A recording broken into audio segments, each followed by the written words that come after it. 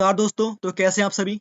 दोस्तों, जैसे कि आप सभी जानते हैं कि ये हमारी इस सीरीज़ की चौथी वीडियो होने वाली है, जिसमें हम आज से पहले उत्तराखंड में जितने भी एग्ज़ाम हुए हैं, चाहे वो वीडियो के हों, पटवारी के हों, पुलिस के हों, लेखपाल के हों या फिर आपके कनिष्ठ सहायक के हों या फॉरेस्ट गार्ड के हों, उनमें जो भी आपके उत्तराखंड से रिलेटेड सवालों को पूछा गया था, उन सभी को हम यहाँ पे सॉल्व कर रहे हैं। साथ ही साथ हम इसमें हिंदी के सवालों को भी सॉल्व कर रहे हैं।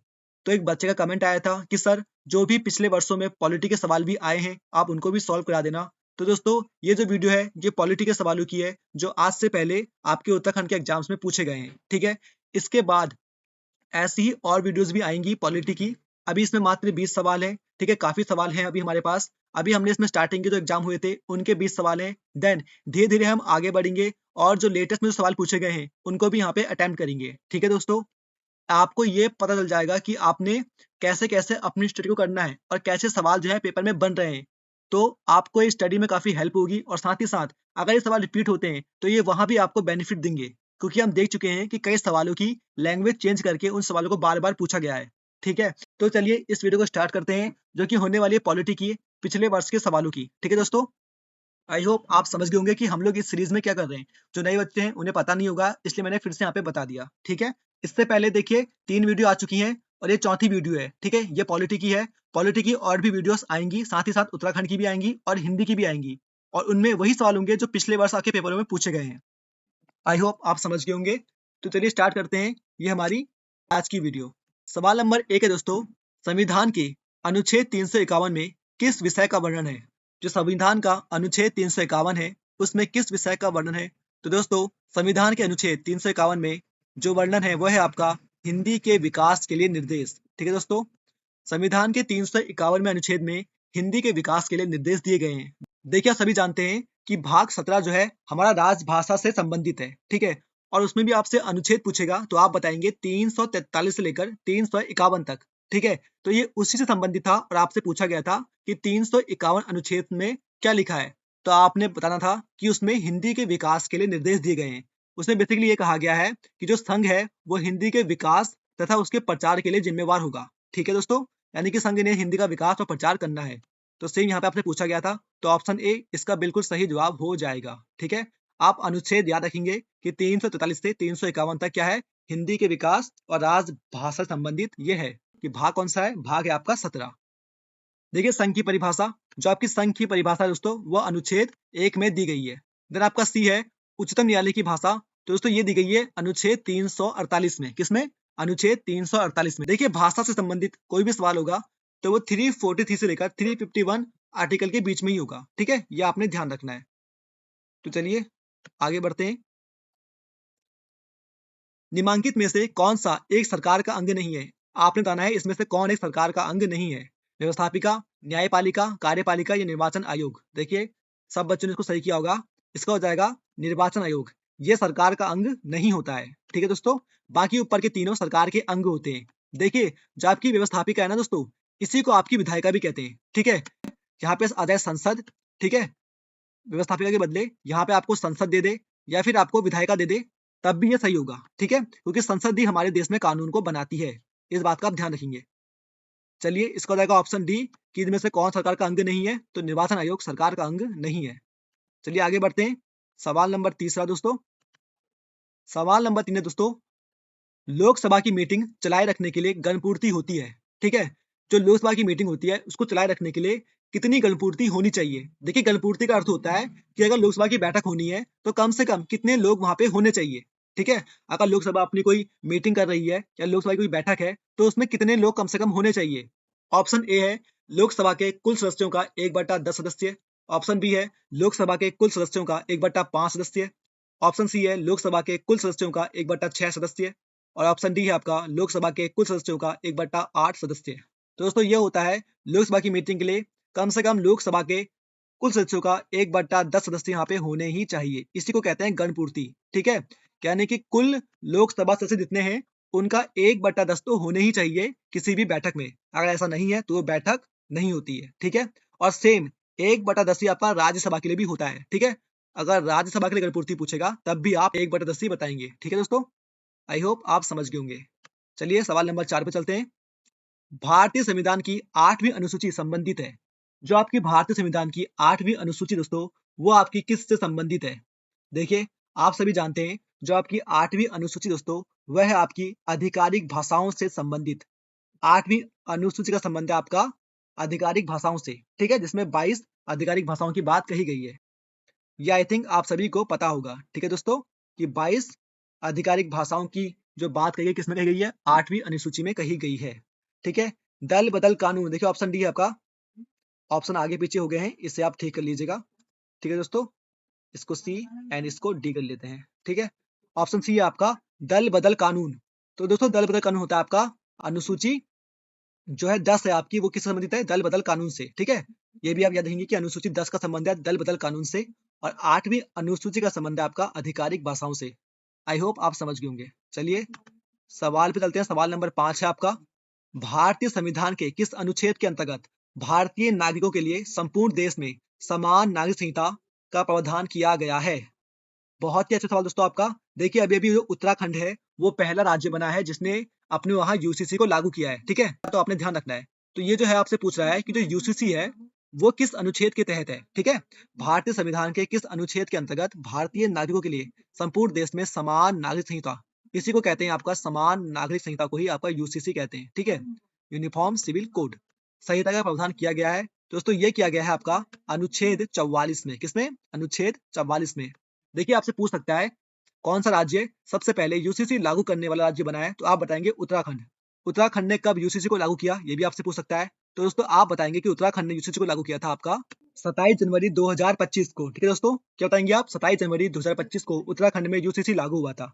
आपसे पूछ सकता है कि राष्ट्रपति ने इसे कब दी मंजूरी, तो आप बताएंगे कि राष्ट्रपति ने इसको 12 मार्च को इसे मंजूरी दी थी। कब दोस्तों? 12 मार्च 2025 को, ठीक है? लागू ये पहले हो गया था 27 जनवरी को, और बाद में 12 मार्च को इसको राष्ट्रपति ने मंजूरी दी थी। और ये किस अनुच्छेद में आती है यूसीसी? ये आती है आपकी दोस्तों अनुच्छेद 44 में, ठीक है? इसको आप ध्यान रखेंगे, अच्छा सवाल है। आई होप आप समझ गए होंगे। चलिए आगे बढ़ते हैं। तो दोस्तों सवाल नंबर 6 आपका, निम्न में से किस देश के संविधान से भारत के सर्वोच्च न्यायालय का न्यायिक पुनर्विलोकन का अधिकार लिया गया है? देखिए आप सभी जानते हैं कि हमने अलग अलग देशों के संविधान से कुछ चीजों को उठाया था और उसके बाद हमने अपने संविधान में उनको ऐड किया था। तो वहीं से आपका सवाल है कि किस देश के संविधान से भारत के सर्वोच्च न्यायालय का न्यायिक पुनर्विलोकन का अधिकार लिया गया है? दोस्तों ये हमने लिया था संयुक्त राज्य अमेरिका से, ठीक है? अच्छा सवाल है, इसको याद रखिएगा। साथ ही साथ दोस्तों हमने यहाँ से क्या लिया था? हमने यहाँ से आपका मूल अधिकार भी लिए थे, और साथ ही साथ राष्ट्रपति पर जो महाभियोग लगाया जाता है, ठीक है दोस्तों, वो भी हमने संयुक्त राज्य अमेरिका से लिया था, ठीक है? क्या क्या? मूल अधिकार, साथ में न्यायिक पुनर्विलोकन का अधिकार, और साथ में आपका राष्ट्रपति पर महाभियोग। ये 3 चीजें इंपॉर्टेंट है जो हमने संयुक्त राज्य अमेरिका से ली थी, ठीक है? मूल अधिकार तो आप याद रखिएगा कि हमने अमेरिका से लिए थे, और साथ ही साथ न्यायिक पुनर्विलोकन को भी याद रखिएगा। दोस्तों तो हमने आयरलैंड से क्या लिया था? दोस्तों आयरलैंड से हमने लिया था राज्य के नीति निर्देशक सिद्धांत। क्या दोस्तों? राज्य के नीति निर्देशक सिद्धांत हमने आयरलैंड से लिए थे, ठीक है? देन दोस्तों कनाडा से हमने क्या लिया? तो दोस्तों यहां से हमने लिया था संघात्मक व्यवस्था को। क्या दोस्तों? संघात्मक व्यवस्था को। देन दोस्तों ब्रिटेन, ब्रिटेन से हमने क्या लिया? दोस्तों ब्रिटेन से हमने लिया था संसदीय शासन प्रणाली, ठीक है? और साथ ही साथ एकल नागरिकता। ये 2 चीज आप याद रखना कि संसदीय शासन प्रणाली हमने कहां से ली? ब्रिटेन से। और एकल नागरिकता हमने कहां से ली? ये भी हमने ली ब्रिटेन से, ठीक है दोस्तों? चलिए आगे बढ़ते हैं। सवाल नंबर 7 दोस्तों आपका, निम्नलिखित में से कौन भारत के राज्यों की सीमा परिवर्तित करने का अधिकार रखता है? इनमें से वो कौन है जो भारत के राज्यों की सीमा परिवर्तित करने का अधिकार रखता है? यानी कि अगर भारत के राज्यों की सीमा को अगर बढ़ाना घटाना है तो इनमें से कौन है इसको जो बढ़ा घटा सकता है? ठीक है? राज्य की सरकारें, भारत की संसद, भारत का प्रधानमंत्री, या फिर भारत का राष्ट्रपति। तो दोस्तों आपने ध्यान रखना है कि जो भारत की जो राज्यों की सीमा को परिवर्तित कर सकता है वो कर सकती है संसद, ठीक है? संसद को विधेयक लाकर भारत की जो राज्यों की सीमा है उसको छोटा बड़ा कर सकती है। तो ऑप्शन बी इसका बिल्कुल सही जवाब हो जाएगा, ठीक है? आप इसको भी याद रखिएगा कि कौन है जो राज्यों की सीमा को घटा बढ़ा सकती है? वो संसद है दोस्तों। संसद में क्या है, कोई भी आप विधेयक आएगा उस पर बहस होगी, कुछ भी होगा, देन उसके बाद राज्यों की सीमा को बढ़ाया घटाया जा सकता है, ठीक है? आई होप आप समझ गए होंगे। चलिए सवाल नंबर 8 पे चलते हैं।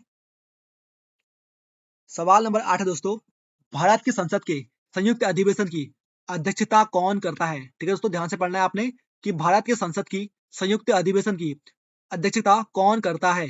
देखिए एक होता है कि भारत के संसद की संयुक्त अधिवेशन को बुलाता कौन है। बुलाता आपका राष्ट्रपति है, ठीक है दोस्तों। लेकिन यहाँ आपसे पूछा गया है कि इसकी अध्यक्षता कौन करता है। तो दोस्तों वो करता है लोकसभा का अध्यक्ष। कौन करता है दोस्तों? लोकसभा का अध्यक्ष। तो ऑप्शन सी इसका बिल्कुल सही हो जाएगा, ठीक है। जो भारत की संसद के जो संयुक्त अधिवेशन होता है उसकी जो अध्यक्षता करता है दोस्तों, वो कौन करता है? लोकसभा का अध्यक्ष करता है। और किस संयुक्त अधिवेशन को बुलाने की शक्ति किसके पास है? वो है आपकी राष्ट्रपति के पास, ठीक है दोस्तों। यह बुलाता कौन है? राष्ट्रपति बुलाता है। आई होप आप समझ गए होंगे। चलिए सवाल नंबर 9 पे चलते हैं। भारतीय संविधान में पंचायती राज व्यवस्था से संबंधित अनुसूची है। जो आपकी पंचायती राज व्यवस्था से संबंधित अनुसूची है वो कौन सी है, ये आपसे पूछ रहा है, ठीक है। तो दोस्तों वो है आपकी 11वीं अनुसूची। तो ऑप्शन डी इसका बिल्कुल सही जवाब हो जाएगा, ठीक है दोस्तों। पंचायती राज व्यवस्था से संबंधित अनुसूची कौन सी है? अनुसूची 11वीं आपकी पंचायती राज व्यवस्था से संबंधित है। 10वीं मैंने बताया था आपको दल बदल से संबंधित है। अभी 8वीं अनुसूची इसमें बताया था आपको कि ये 22 प्रादेशिक भाषाओं से संबंधित है ना। तो आप याद रखेंगे कि ये क्या है? भाषाओं से संबंधित अनुसूची, 8वीं अनुसूची। देन दोस्तों 9वीं अनुसूची, देखिए इसमें कुछ ऐसे कानून है जिनको आप न्यायालय में चुनौती नहीं दे सकते, ठीक है। बेसिकली इसमें क्या है कि भूमि सुधार से संबंधित कानून है, ठीक है दोस्तों। इसको भी आप ध्यान रखिएगा। चलिए आगे बढ़ते हैं सवाल नंबर 10 पे दोस्तों। ग्राम पंचायत सदस्यों की योग्यता संविधान के अनुच्छेद में वर्णित है। देखिए ये जो सवाल है ना, और इससे पहले का जो सवाल था, ये दोनों सवाल आपके वीडियो के पेपर में पूछे गए हैं, ठीक है। ये आप ध्यान रखिएगा। मुझे ध्यान है कि मैंने इन्हें कहाँ से उठाया है। जो ये दोनों सवाल हैं आपके, ये वीडियो के पेपर में आए थे, ठीक है दोस्तों। ग्राम पंचायत सदस्यों की योग्यता संविधान के अनुच्छेद में वर्णित है। किस में है दोस्तों वर्णित? दोस्तों ये थी आपकी अनुच्छेद 243 में, ठीक है। आप देखिए वीडियो का लेवल आप देख रहे हैं, सवाल का लेवल कैसा है। एक सवाल जो जस्ट इससे ऊपर था उसमें आपसे 11वीं अनुसूची पूछी थी कि किससे संबंधित है। एंड देन जो सेकंड सवाल पूछा वो इतना आपसे अलग ढंग का काफी टफ पूछा, ठीक है। तो पेपर में ऐसे ही होता है, कुछ सवाल इजी होते हैं, कुछ सवाल टफ होते हैं, ठीक है। तो आपने इजी को तो बिल्कुल नहीं छोड़ना है और टफ पे भी अपनी पकड़ हल्की से बना के रखनी है, ठीक है। कि आपको अगर गलती से वहां पे आपके पेपर में लेवल हल्का सा बढ़ता है तो आप वहां पे इसको हैंडल कर सके। तो ये वीडियो का पेपर का सवाल था, ठीक है। चलिए आगे बढ़ते हैं सवाल नंबर 11। राजभाषा आयोग का गठन कब हुआ था? देखिए राजभाषा आयोग का जो गठन हुआ था दोस्तों कब हुआ था, आपसे पूछा गया है। 55 में, 61 में, 70 में, 65 में।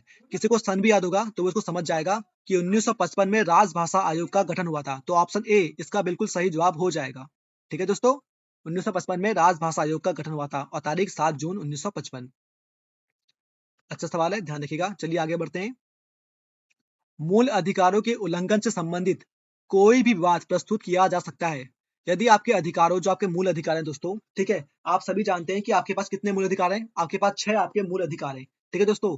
और ये मूल अधिकारों की बात कहाँ की गई है, कहाँ से की गई है दोस्तों? भाग 3 जो है आपका, भाग 3 ये आपका मूल अधिकारों से संबंधित है, ठीक है। इसमें भी आपसे अनुच्छेद पूछेगा तो आप बताएंगे 12 से 35, ठीक है।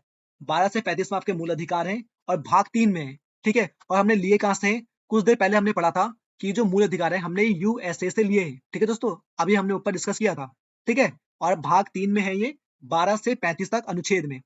तो दोस्तों ये आपसे पूछ रहा है कि यदि इनमें कोई भी विवाद होता है तो उसको आप कहाँ प्रस्तुत कर सकते हैं? सर्वोच्च न्यायालय में, उच्च न्यायालय में, सर्वोच्च न्यायालय तथा उच्च न्यायालय दोनों में, या फिर प्रथम सर्वोच्च न्यायालय में और बाद में उच्च न्यायालय में। तो दोस्तों अगर मूल अधिकार संबंधित कोई भी विवाद होता है तो उसको आप हाई कोर्ट या सुप्रीम कोर्ट दोनों में से कहीं भी अपील कर सकते हैं। तो ऑप्शन सी इसका बिल्कुल हो जाएगा सही, ठीक है दोस्तों। ऑप्शन सी सर्वोच्च न्यायालय तथा उच्च न्यायालय दोनों में आप क्या कर सकते हैं? मूल अधिकार से संबंधित विवादों को प्रस्तुत कर सकते हैं। आई होप आप समझ गए होंगे, ठीक है दोस्तों। चलिए आगे बढ़ते हैं।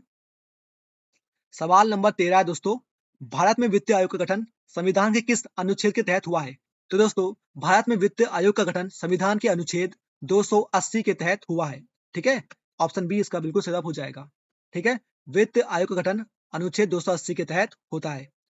देन दोस्तों सवाल नंबर 14 है आपके पास। नागरिकों के मूल कर्तव्य संविधान के किस भाग से वर्णित हैं? देखिए मूल कर्तव्य आपके संविधान के किस भाग में है ये आपसे पूछा गया है। पहली बात तो ये कि मूल कर्तव्य हमने लिए कहां से? तो दोस्तों मूल कर्तव्य हमने लिए हैं आपके रूस से, ठीक है। ये आप ध्यान रखेंगे कि मूल कर्तव्यों को हमने रूस से लिया है। देन दोस्तों ये आती है आपके भाग 4 का में। किसमें दोस्तों? भाग 4 का में आते हैं आपके मूल कर्तव्य, ठीक है। इसमें भी आपसे अनुच्छेद पूछेगा तो आप बताएंगे 51 का कौ, ठीक है दोस्तों। क्या बताएंगे? 51 के कौ, ठीक है। भाग हो गया 4 का और अनुच्छेद हो गया 51 का, ठीक है दोस्तों। दोस्तों यहाँ लिखा है भाग 4। क्या आप जानते हैं कि भाग 4 का संबंध किससे है? तो दोस्तों भाग 4 का संबंध है आपका राज्य के नीति निर्देशक सिद्धांत जो हमने आयरलैंड से लिए हैं वो आते हैं आपके भाग 4 में, और अनुच्छेद पूछेगा तो यह 36 से 51 तक आते हैं आपके। ठीक है दोस्तों, ये आप ध्यान रखेंगे। भाग 3 दोस्तों हमने डिस्कस किया था ऊपर कि जो आपके मूल अधिकार है वो भाग 3 में आते हैं, अनुच्छेद 12 से 35 तक। आई होप आप समझ गए होंगे। चलिए दोस्तों आगे बढ़ते हैं। देखिए मैंने यहाँ पे आपके सबको लिख दिया है, ठीक है, कि भाग 1 में है आपके, देखिए यहाँ पे भाग है, यहाँ पे विषय, यहाँ पे अनुच्छेद है। ठीक है, भाग 1 में है आपके संघ और राज्य के क्षेत्र, अनुच्छेद 1 से 4। भाग 2 में है आपकी नागरिकता 5 से 11। भाग 3 में आपके मूल अधिकार 12 से 35। भाग 4 में आपके राज्य के नीति निर्देशक तत्व 36 से 51, और भाग 4 के काम में है आपके मूल कर्तव्य, और अनुच्छेद है 51 क। ठीक है दोस्तों, आप इनको देख लीजिएगा, एक बार इनको पढ़ लीजिएगा, इंपॉर्टेंट है, जरूर देखना। चलिए आगे बढ़ते हैं। सवाल नंबर 15 दोस्तों, भारतीय संविधान के किस अनुच्छेद द्वारा अस्पष्टता प्रथा का प्रतिषेध किया गया? तो दोस्तों ये किया गया था आपका अनुच्छेद 17 के तहत। ठीक है, जो आपकी अस्पष्टता है दोस्तों उसका जो अंत है वो अनुच्छेद 17 के तहत किया गया था। इसको भी आप ध्यान रखेंगे। अच्छा सवाल है, क्या पता आपको मिलान करने दे दे। ठीक है, 4 आपके सामने अनुच्छेद रख दे और आपसे कहे कि मिलान करो। ठीक है, तो मिलान करो में से पक्का देगा वो, इसको आपने ध्यान रखना है। ठीक है, देन दोस्तों अनुच्छेद 14 का संबंध किससे है? देखिए यह है आपका विधि के समक्ष समानता से। ठीक है दोस्तों, किससे? विधि के समक्ष समानता से। ठीक है दोस्तों, एंड देन अनुच्छेद 21 आप सभी जानते हैं कि प्राण एंड दैहिक स्वतंत्रता आपकी अनुच्छेद 21 में आती है दोस्तों। ठीक है, अनुच्छेद 20 यह है आपका अपराधों के लिए दोष सिद्धि के संबंध में संरक्षण। ठीक है, जो कोई भी व्यक्ति अपराध करता है तो उसका दोष सिद्ध होने तक उसको जो है संरक्षण प्रदान किया जाता है। ठीक है, तो अनुच्छेद 20 है आपका अपराधों के लिए दोष सिद्धि के संबंध में संरक्षण। ठीक है, यानी कि अपराध सिद्ध होने तक उसको संरक्षण दिया जाता है। आई होप आप समझ गए होंगे। चलिए दोस्तों आगे चलते हैं। सवाल नंबर 16 है दोस्तों, भारत में राज्यों के उच्च न्यायालयों पर किसकी सीधी अधिकारिता है? भारत में राज्यों के उच्च न्यायालयों पर किसकी सीधी अधिकारिता है? राष्ट्रपति की, उच्चतम न्यायालय की, राज्यपाल की, या फिर मुख्य न्यायाधीश की? तो दोस्तों जो हाईकोर्ट होते हैं उनके ऊपर जो सीधी अधिकारिता होती है वो होती है सुप्रीम कोर्ट की। ना राष्ट्रपति की, ना राज्यपाल की, ना न्यायाधीश की, किसकी होती है? सुप्रीम कोर्ट की। ठीक है, जो हाईकोर्ट होते हैं ये सभी सुप्रीम कोर्ट के अंडर में होते हैं, ये आप इनको ध्यान रखिएगा। ठीक है, राष्ट्रपति मत कर देना, ऑप्शन बी होगा भारत के उच्चतम न्यायालय की। ठीक है दोस्तों, चलिए सवाल 17 पे चलते हैं। सवाल नंबर 17 दोस्तों, रिट्स कौन जारी करता है? देखिए अच्छा सवाल है। ठीक है, सभी न्यायालय जारी करते हैं, केवल उच्च न्यायालय जारी करते हैं, केवल उच्चतम न्यायालय, या फिर उच्चतम न्यायालय और उच्च न्यायालय दोनों? तो दोस्तों आपकी जो रिट्स हैं वो जारी करते हैं उच्चतम न्यायालय और उच्च न्यायालय, ये दोनों आपकी रिट्स को जारी करते हैं। देखिए रिट्स होती क्या है, आपने अनुच्छेद 32 का नाम सुना होगा, जिसे आपका जो है संविधान की आत्मा भी कहा जाता है। किसको दोस्तों? अनुच्छेद 32 को संविधान की आत्मा कहा जाता है। किसने कहा था? भीमराव अंबेडकर जी ने कहा था। ठीक है, क्या है अनुच्छेद 32? यह आपका संवैधानिक उपचारों का अधिकार। क्या है? संवैधानिक उपचारों का अधिकार अनुच्छेद 32 है, जिसको संविधान की आत्मा कहा जाता है, भीमराव अंबेडकर जी ने कहा था। ठीक है, इसी के तहत 5 प्रकार की जो रिट्स हैं वो जारी की जाती हैं। ठीक है, कितने प्रकार की दोस्तों? 5 प्रकार की रिट्स जो हैं वो जारी की जाती हैं। वो कौन कौन सी होती हैं? ठीक है, मैं उनके नाम आपको बता देता हूँ। पहली आपकी बंदी प्रत्यक्षीकरण, दूसरी आपकी परमादेश, तीसरी आपकी प्रतिषेध, और चौथी आपकी उत्प्रेषण, और पांचवी है दोस्तों आपकी अधिकार प्रत्यय। ठीक है, ये 5 तरह की रिट्स आपकी होती हैं। कौन कौन सी? बंदी प्रत्यक्षीकरण, दूसरी परमादेश, तीसरी प्रतिषेध, चौथी उत्प्रेषण, और पांचवी आपकी अधिकार प्रत्यय। ठीक है, इनके बारे में हल्का हल्का सा पढ़ लेना कि कौन सी क्या होती है और कैसी होती है। ठीक है, मैं क्या करूंगा कि एक 2 मिनट की वीडियो बना दूंगा एंड उसमें इन 5 रिट्स को समझा दूंगा। ठीक है, चलिए आगे बढ़ते हैं। सवाल नंबर 18 पे, भारतीय संविधान के किस अनुच्छेद में राज्य की वन एवं वन्य जीवों के संरक्षण हेतु उत्तरदायित्व दिया गया है? ठीक है, किस अनुच्छेद में राज्य की वन एवं वन्य जीवों के संरक्षण हेतु उत्तरदायित्व दिया गया है, यह आपने बताना है। ठीक है दोस्तों, तो इसका सही जवाब हो जाएगा ऑप्शन ए, इसका बिल्कुल सही जवाब दोस्तों हो जाएगा। ठीक है, ऑप्शन ए इसको आप बिल्कुल सही करेंगे। किस अनुच्छेद में राज्य की वन एवं वन्य जीवों के संरक्षण हेतु उत्तरदायित्व दिया गया है? तो अनुच्छेद 48 में। ठीक है दोस्तों, चलिए आगे बढ़ते हैं। सवाल नंबर 19, किसने कहा नीति निर्देशक सिद्धांत उद्देश्य और आकांक्षाओं का घोषणा मात्र है? किसने ये बात कही थी कि नीति निर्देशक सिद्धांत जो है उद्देश्य और आकांक्षाओं की घोषणा मात्र है? दोस्तों ये बात कही थी आपकी के.सी. व्हीयर ने। ठीक है, तो ऑप्शन सी इसका बिल्कुल सही जवाब हो जाएगा। ठीक है दोस्तों, के.सी. व्हीयर ने ये बात कही थी कि जो नीति निर्देशक सिद्धांत है आपके वो उद्देश्य और आकांक्षाओं का घोषणा मात्र है। ठीक है, चलिए आगे बढ़ते हैं। सवाल नंबर 20, आपका सूचना का अधिकार अधिनियम था, ये कब पारित किया गया दोस्तों? तो दोस्तों जो सूचना का अधिकार अधिनियम था सभी जानते होंगे 2005 में पारित किया गया। ठीक है, तो ऑप्शन सी इसका बिल्कुल सही जवाब हो जाएगा। सवाल नंबर दोस्तों आपके लिए एक बोनस है। सवाल नंबर 21, द्वैध शासन प्रणाली ब्रिटेन द्वारा भारत में किस कानून के तहत लागू की गई? जो द्वैध शासन प्रणाली थी ब्रिटेन द्वारा, वो भारत में किस कानून के तहत लागू की गई? देखिए ये सवाल ना 2000 जो 24 का भी जो हाल ही में कनिष्क का पेपर हुआ था दोस्तों, जनवरी फरवरी में, उसमें ये सवाल पूछा गया था, लेकिन अलग टाइप से पूछा गया था। कैसे? देखिए, द्वैध शासन प्रणाली जो शुरू हुई थी, वो हुई थी आपकी 1919 में, ठीक है? 1919 के तहत इसको शुरू किया गया था, ठीक है? ब्रिटिशर्स के टाइम पे। देन दोस्तों इसमें पूछा कैसे गया था कि केंद्र में द्वैध शासन कब लागू हुआ? तब आप बताते कि केंद्र में जो द्वैध शासन की प्रणाली थी वो 1935 में हुई, ठीक है? यही वहां पूछा गया था कि किस अधिनियम के तहत जो है केंद्र में द्वैध शासन प्रणाली लागू की गई और प्रांतों को सहायता प्रदान की गई, ठीक है? ये सवाल था। तो उसका जवाब था कि 1935 के अधिनियम के तहत केंद्र में द्वैध शासन लागू किया गया और प्रांतों को सहायता प्रदान की गई, ठीक है? लेकिन यहाँ पे खाली द्वैध शासन पूछा था, ठीक है? तो ये 1919 में हुआ था। कब? कहाँ? प्रांतों में। प्रांतों में द्वैध शासन 1919 में हुआ था। अगर यहाँ पे लिखा था केंद्र में कब हुआ, तब आप बोलते हैं 1935। ठीक है दोस्तों, आई होप आप समझ गए होंगे कि यह सवाल पूछा गया था, लेकिन लैंग्वेज को घुमा के पूछा गया था। तो मैं इसलिए आपसे कह रहा हूँ कि जो पिछले वर्ष के आपके पेपर है ना, ये थोड़े इंपॉर्टेंट है। एक बार इनको देखिए, पढ़ना तो आपने है ही, तो क्यों ना एक बार इन्हें पढ़ के खत्म कर दो। क्या पता आपको ये आगे हेल्प कर दे, रिपीट हो जाए, या आपको एक कॉन्सेप्ट दे दें कि पढ़ना कैसे है, या आपको ये बता दें कि ये सवाल पूछे गए थे तो इनके आसपास की चीजें इंपॉर्टेंट होंगी। ठीक है, तो चलिए दोस्तों, आज के लिए इतना ही काफी है। आई होप आपको वीडियो पसंद आई होगी। ठीक है, देखिए पॉलिटी की पहली वीडियो थी। इसके बाद जो है हम और भी वीडियोस को लेके आएंगे, पॉलिटी की भी, हिंदी की भी और उत्तराखंड के जी के जीएस की भी। ठीक है, इस बात का आप ध्यान रखिएगा और अपनी तैयारी को अच्छे से कीजिएगा। ठीक है, आप यहाँ से कॉन्सेप्ट को पकड़िए कि सवाल कैसे बनते हैं पेपर में। ठीक है, और अपनी पढ़ाई को उस लेवल तक लेके जाइए। ठीक है दोस्तों, चलिए आज के तक काफी है, मिलते हैं अगली वीडियो में। तब तक के लिए अपना ख्याल रखिएगा। और काली नदी तंत्र की वीडियो आने वाली है, उसको भी आप जल्दी देख पाएंगे। चलिए मिलते हैं दोस्तों।